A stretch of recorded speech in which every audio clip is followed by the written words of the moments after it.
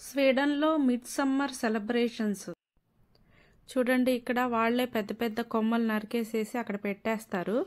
So మనం మనకు కావాల్సినంత తీసుకొని క్రోన్ అయితే తయారు చేసుకోవాలి. ఇక్కడైతే మా హస్బెండ్ ఆ కొమ్మలు తీసుకొని క్రోన్ లాగా తయారు చేసేసారు.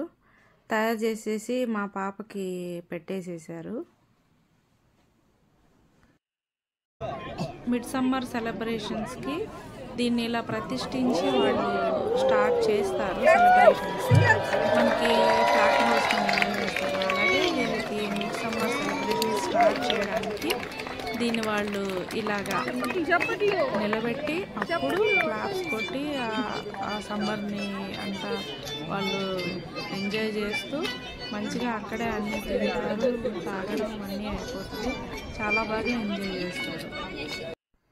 యుద్ధ విమానాలతో స్వీడన్ గవర్నమెంట్ వాళ్ళు ఈ సెలబ్రేషన్స్ జరుగుతున్నప్పుడు ఇలా విన్యాసాలు అయితే చేశారండి. నాకు ఇది చాలా బాగా నచ్చింది. చాలా ఎక్సైట్మెంట్గా ఉంది. ఇక్కడ కొంతమంది పేర్స్ ఉన్నారండి. వీళ్ళు వాళ్ళ ట్రెడిషనల్ డ్యాన్స్ ఇక్కడ వేస్తారు. అందరూ క్లాప్స్ కొట్టి వాళ్ళని మంచిగా ఎంకరేజ్ చేస్తారు.